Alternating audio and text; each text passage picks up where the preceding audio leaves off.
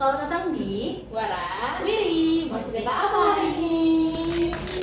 Yeay. Ini dilihat dari outfit narasumber kita kali ini keren banget ya, Wak. dilihat dari logonya sih kayaknya dari LMDS ya, Bel. Nah benar, jadi teman-teman dari Lambung Mangkurat Debat Society yang merupakan UKM debat nih dari Universitas Lambung Mangkurat mau berbagi cerita nih sama kita. Kayaknya sih cerita tentang dunia kompetisi debat nih, Bel. Nah aku udah penasaran banget sih, mungkin kita bisa langsung mulai aja ya, Wak. Halo teman-teman, boleh nggak kenalin diri kalian masing-masing nih? Halo, pertama perkenalkan, aku Alvina Renandini sebagai Wakil Ketua Lambung Mangkurat di Bed Society. Halo semuanya, aku Aurel Fernisia sebagai Co-Manager Media dan Desain atau Divisi PDD di Lambung Mangkurat di Bed Society. Halo semuanya, Keiza Ataya, anggota Divisi PR Public Relation di LMDS. Oke, halo lagi. Nah aku penasaran banget sih, apa sih yang membuat kalian itu untuk join LMDS? Alasan kami join LMDS itu karena kami sama-sama suka dan tertarik juga untuk belajar debat itu sendiri. Oke, boleh dijelasin sedikit nggak tentang debat? Terus aku penasaran nih, apa sih bedanya sama pidato? Jadi kalau misalnya debat itu kita ada sesuatu yang diperdebatkan, kita tuh berbicara dua arah gitu, jadi kayak berbalas argumen lah. Kalau misalnya pidato itu cuma satu arah, jadi kayak aku menyampaikan sesuatu terus kalian cuma mendengarkan gitu, nggak ada kesempatan buat melawan argumen tersebut. Oke, paham banget nih aku bedanya tadi debat dan juga pidato. Dan aku mau nanya nih, pernah nggak sih kalian itu menjadi satu tim dalam satu event? Dan kira-kira gimana sih dinamika kerja kalian dalam satu tim itu? Kami pernah satu tim dalam lomba, yaitu lomba Universitasnya Anggara, yaitu Socio Fair seingat saya.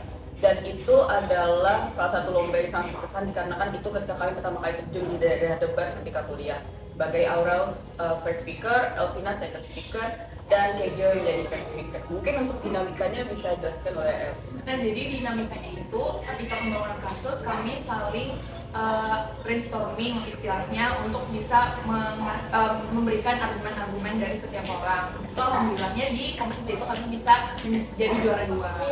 Keren banget. Karena udah juara dua nih, aku jadi penasaran gimana sih persiapan kalian dari awal sampai akhirnya siap tampil di kompetisi debat itu. Kami tiap malam ada latihan gitu, intensive training ya, ada coaching juga, jadi kita dikasih materi dan kita tuh sparring juga, jadi nggak cuma mendengarkan materi, tapi ada praktiknya gitu. Iya, jadi dibantu sama coach dari LMDS itu sendiri, kami juga bisa spar sama teman-teman di LMDS itu. Oke, paham banget. Nah, dari semua proses itu, ada nggak sih tantangan terbesar yang kalian hadapi selama kalian persiapan dan gimana sih kalian itu mengatasi itu? Mungkin kalau tantangan terbesar tadi sudah dijelaskan juga bahwa kami sering spar, dan spar itu kadang akan terkena di mental kami ya, karena ketika spar pasti ada yang menang, ada yang kalah. Dan mungkin tantangan terbesarnya juga mengetahui bahwa spar ini tidak berindikasi bahwa aku bodoh atau tidak jago di debat seperti itu.